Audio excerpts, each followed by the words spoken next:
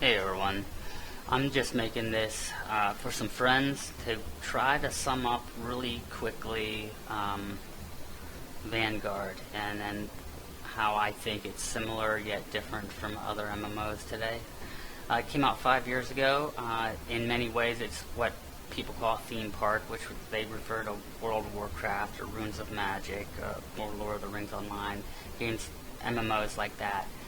It came out about 5 years ago, about 1 or 2 years after World of Warcraft, and like I said, it tried to be a theme park, but in many ways it tried to go down a different path. It tried to take MMOs down a different road, but World of Warcraft already started to solidify what made MMOs really fun, and it kind of won out in the industry. So even though they have a lot of similar concepts, it just went for a different ideology than World of Warcraft. It's slower paced. Fighting will just take longer. But if you know how to function in World of Warcraft or Runes of Magic, you know how to get around and fight and do things in Vanguard for the most part.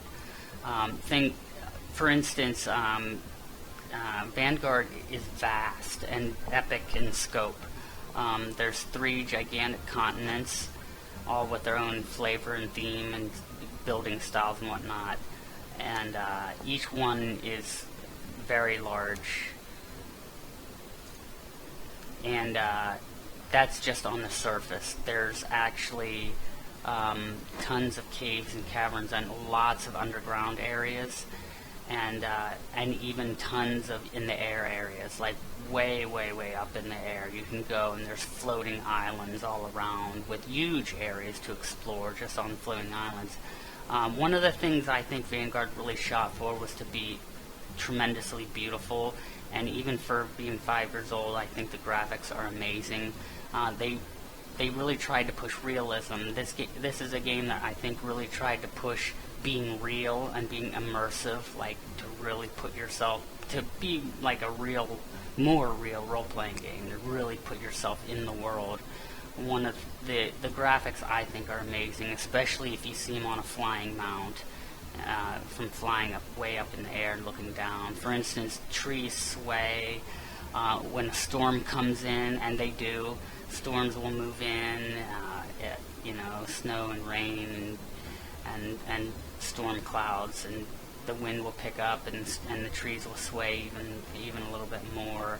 I mean, just look at that sky. The sky is just, I think, is amazing.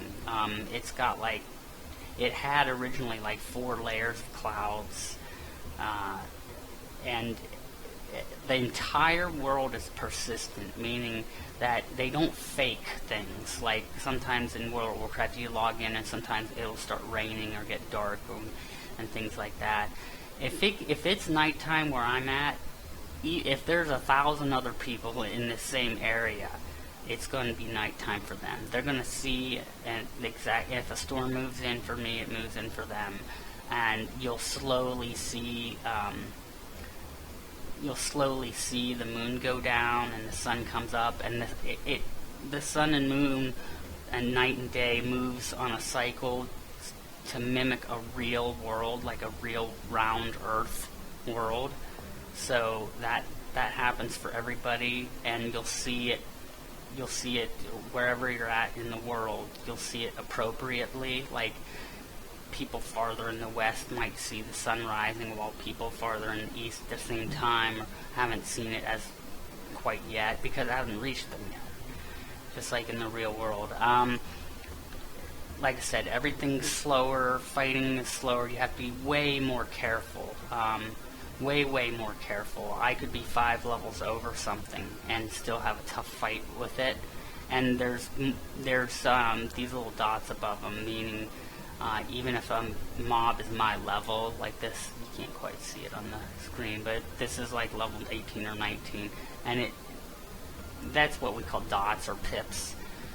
That's just to help specify more detailed, more accurately, or more specifically just how hard that mob might be to fight.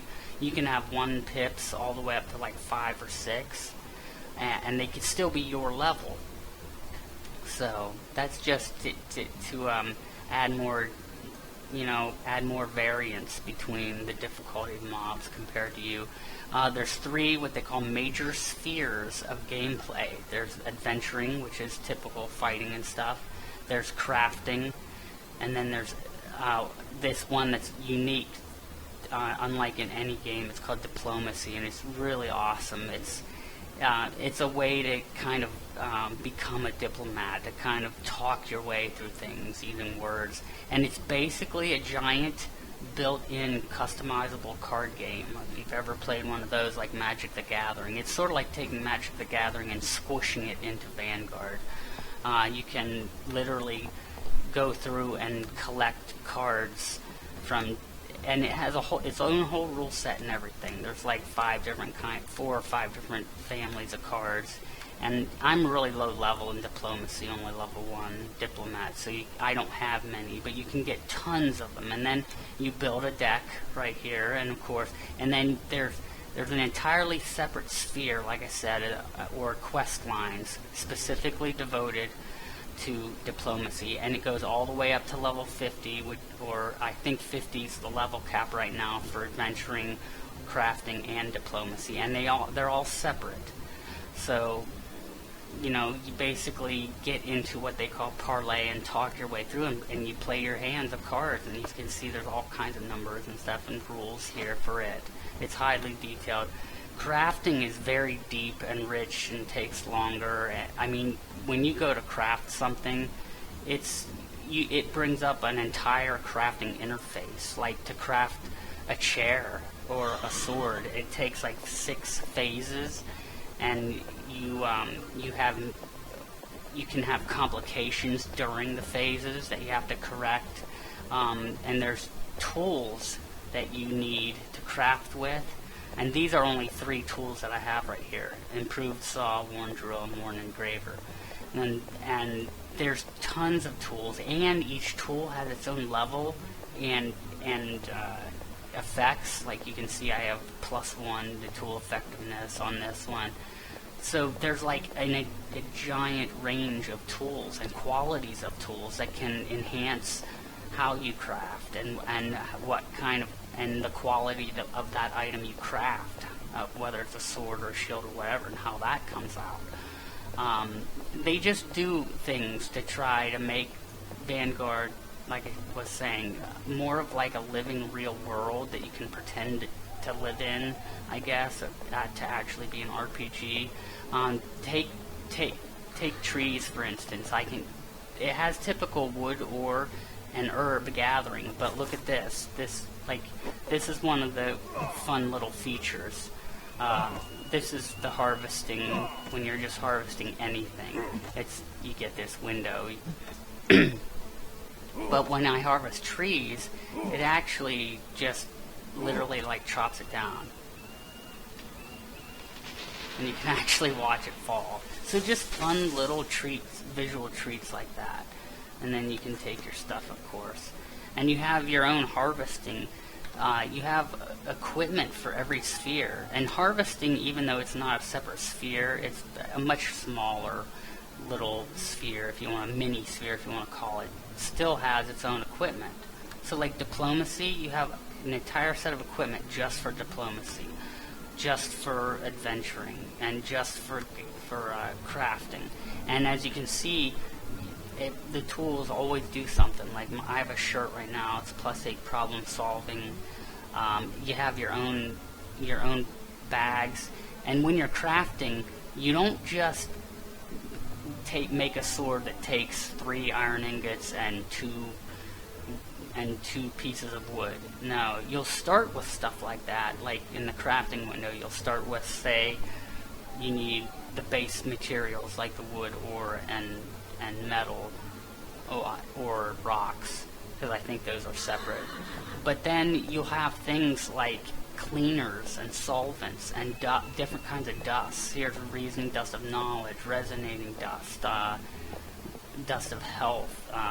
There's a cleaner. There's a tuning dust, and those can all be applied to crafting. What else here? Here's skills, and here's attributes. As you can see, I can up. This is the crafting sphere. So I have skills and attributes for crafting and gathering. Adventuring. Here's skills I've been getting up for adventuring. Here's attributes for adventuring. I'm a rogue right now, by the way, on my rogue character. So I can up that stuff. What else here? Diplomacy. Mounts. Even a mount you can have separate equipment for. You can get mounts, and you can get things like different horseshoes that affect like the speed, and you can get things called tacks, and there's another thing. It's not called tacks, but it's like a blanket that you drape over your horse. Like a war horse would wear armor or something like that. You can get that affects that. They can have their own bags. There is a whole slew of collectibles and achievements and titles that you can obtain. So I can be Mineralogist, Abenaki Anvil Slayer the Loyal, and you can have first and last names, by the way. So I think that just adds to what I feel is different than a game like Runes of Magic. They really tried to be more of like an epic role-playing game, and not just an MMO. But it does have levels, it does have dungeons, and it has a tremendous amount of dungeons that start even as early as level 4. Now, because the pacing is so much slower and you have to be much more careful when fighting anything, even at level 4, even at level 2, you have to be really careful. You can't just quickly level up to level 10 in half an hour, or level 20 in half an hour, and start cutting through things. From the very get-go. And I like that, because in a lot of modern games like World of Warcraft, the quote fun unquote for raiders and dungeon divers doesn't really start until you get up to high levels, and then things slow down and you have all your cool spells and go through dungeons. In Vanguard, you can start as early as level 4, and the list that I'm looking at here is only drawing from the existing dungeons that are within my level range, which is 19. So these are all the dungeons I could do just in my level range. When I was between level 4 and 8, I had a list just as long as this, and I went through a dungeon at level 4, and it will take you a long time, and it really feels cool and fun, because it felt like going through a dungeon in WoW when I was like level 40 or 50 or 60. That's what it felt like. So it really felt like I didn't have to wait to have fun. I'm just going to run through here. You can see it got daylight while I was, blabbing and not really running around. There's some storm clouds over there, it looks like. They might be moving in. The sun is rising over that way. Originally, the game was so trying to push being in a real world that originally there was no fast travel. You couldn't warp or teleport anywhere. And the game is so large, the continents are so big, that it would have taken you literally an hour or more just to get somewhere. And so they originally had these systems. You can party, you can get raids just like any other game, but they also had these systems. One is called Brotherhoods and one's called Caravans. Now caravans are useless now because they did add fast travel since then, because that's what the industry wants, and that's understandable. So there's these rift stones everywhere on each continent that you can instantly warp between by paying a small amount of copper. But like I was saying, originally they didn't have those. They had, what am I looking for here? I'm looking for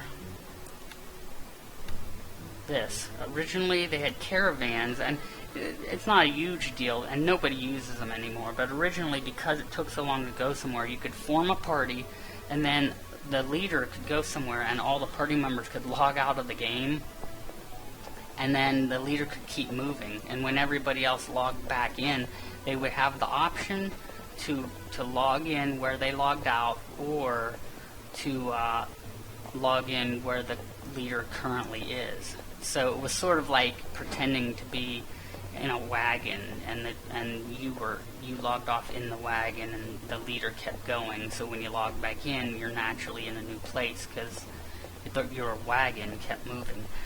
Brotherhoods is kind of really cool because this game is so slower paced. The idea was to help alleviate people who wanted to play all the time and play with their friends and with each other, but they could only be online at certain amount of times, while they could be online by themselves a lot more. So to help them stay at the same level range and to be on the same quests and doing the same missions and everything, they made brotherhoods, and you form it just like you form a party, and it becomes like permanent until you disband it. And it does a wacky way of readjusting experience earned and crafting experience earned in diplomacy. It's not just a straightforward re-leveling, but it's based on whoever's online at any given time, how long they stay online, and what they're doing while they're online. So if me and 3 other people, if I'm like level 19 and then a level 21 person jumps in, and then a level 5 person jumps in, right? It's going to try to even us out over time. So it's going to take much longer for everybody to progress that way than if everybody stayed separate. But what it allows us to do is to being able to do the same content at the same time and at the same pace. So, after a month of playing, that level 5 person might become level 18 or 19, while I stay 19 or only go up to level 20, and that level 21 person might stay at level 21. And eventually, if we play even longer, we'll eventually all be the same level, even though we're all doing the content, and even though maybe 1 or 2 of those people are on like 40 hours a week, and the level 5 person is only on 5 hours a week. That's just a way of trying to level things out. Of course, again, the idea is to play at the same time, to be able to be playing the same content and progressing at the same rate and playing with each other, even though you can't always be online at the same time, maybe only sometimes. I can take a quick peek at the crafting interface here, since I ran to this one city, village. You can see there's little bugs. It's being a little buggy right now. But they had left a skeleton crew for the last 5 years because the game had a terrible launch and lacked funding. But recently they added a development team, and they're actually releasing new content this summer, and the game's going free to play as well. So here's something. This is a very basic recipe. I can hit begin and pick what I want to use in it, and then I can begin. Now here's the crafting interface. It's so vast and big, and I love it because I'm a crafter at heart, and I love to just explore and craft. But there are, like I said, there's 90 plus dungeons. Even people who just want to level fast and progress, like regular raid and dungeon progressing, you can do that, but there's so many dungeons, you can't even do them all to do it. You'd actually have to skip a whole bunch. You actually would have to form a plan and pick and choose which dungeons you want at different levels.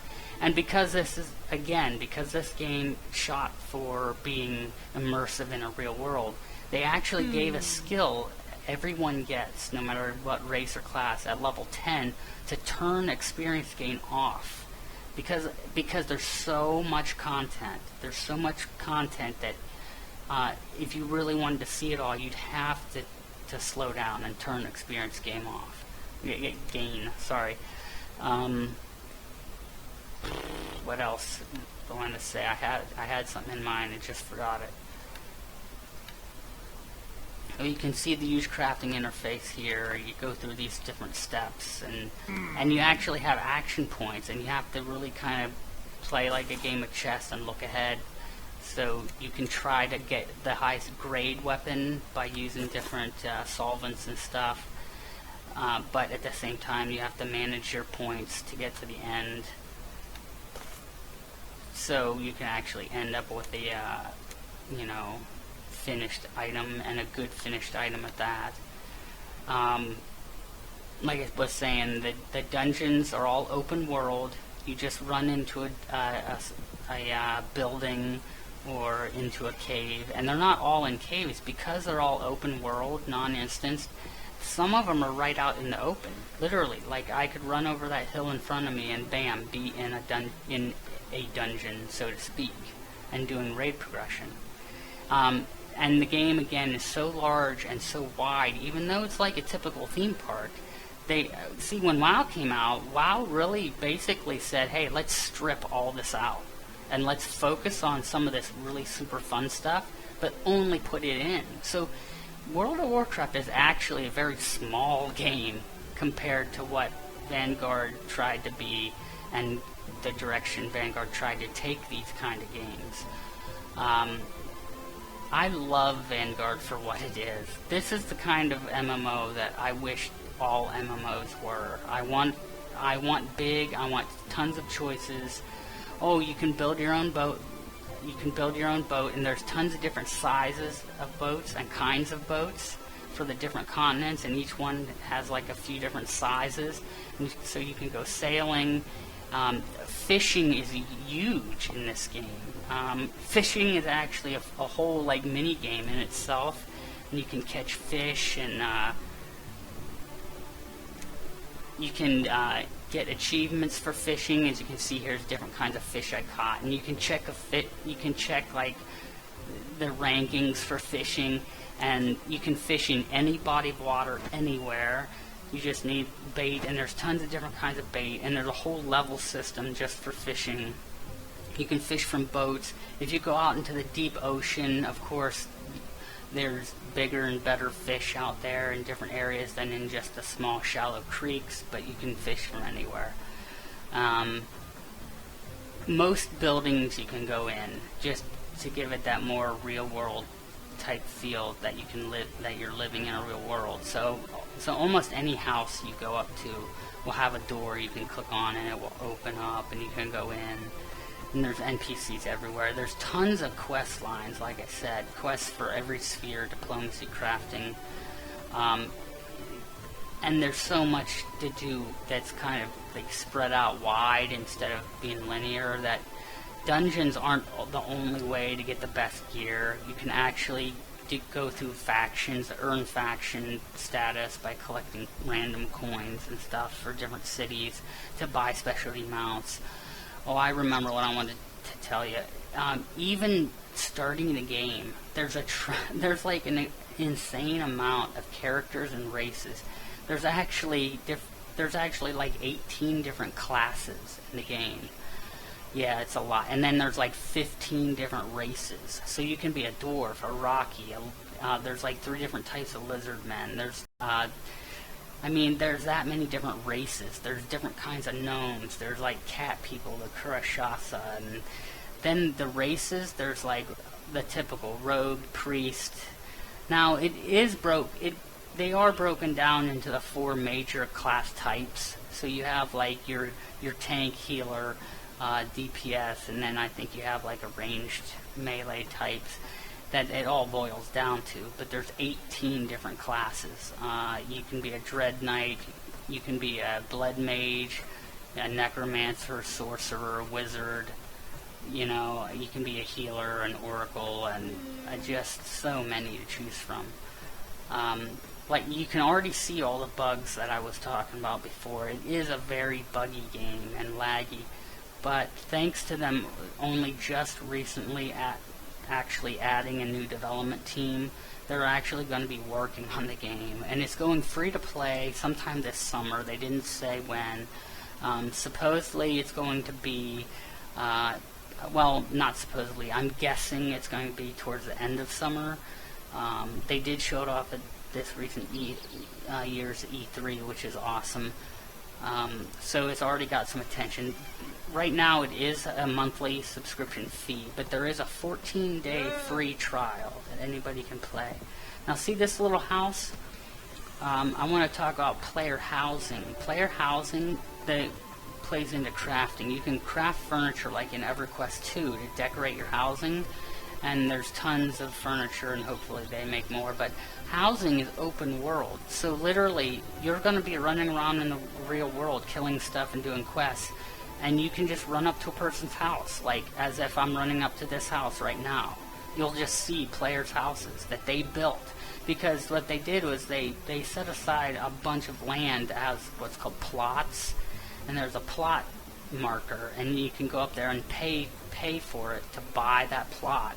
And then you have to use crafting and get help from other people to either collect or craft tons and tons of building material, and you can build your house. And it will actually show it being built in phases. Like it'll show like just the wood structure, and then eventually the walls will fill in and you'll get a roof. And there's many different sizes of houses. Guild halls work the exact same way. There's many different sizes of guild halls, and some of them are huge, and they're all open world as well. And each continent has its own flavor. Thestra is a very Western European fantasy look, as you can tell, like knights in armor and Knights of the Round Table kind of King Arthur kind of look to it. Kalia is very deserty, sandy, Arabian kind of looking, so the houses and the guild halls have like those domed roofs and stuff. And Kojian is very Eastern flavored, Far East, like Japanese and Chinese, so the houses and guild halls have that going for it. So yeah, I've already made this video way longer than I wanted to, but hopefully that gives you enough to at least whet your appetite, and you can always ask me more questions, and hopefully this spurred a bunch of more questions on. I think this game is just a wonderful game, and once it goes free to play and the dev team really starts getting their hands dirty and fixing the bugs and starting to add new content, and as the population starts to rise, as I'm sure it's already has a little bit, but once it goes free to play, I'm sure people are going to come in. It's really probably going to become like my main MMO, because I really do love it. I mean, I think this MMO is better than just about any MMO I've ever played. It's just that it's so buggy right now, and there's virtually nobody here. You can see people talking in the chat room, so there are people here, and there's been dedicated people, like dedicated guilds that have been here for a long time. So, you know, you can see a ton of, these are all active guilds currently recruiting, so there is a fair amount of people in, but there'll be a lot more later, and hopefully this dev team will be fixing bugs, and they are adding new content. For instance, a whole new city is, I think, being added during the free-to-play launch, and a new high-level dungeon which has like 19 bosses. Yeah, everything Vanguard does is pretty epic. Even the dungeons, so at any level. So I'm gonna leave this here because I'm already rambling. But hopefully that's my sales pitch. Hopefully that gets some of your crew interested in maybe adding Vanguard to your roster of played games, because I would love to have people I know to play with and friends that are cool to hang with. So yeah, so I'll just leave it there and show you this video. I might just delete it later then after I know you guys watched it. So I'll just talk to you in game, I guess, or in another game.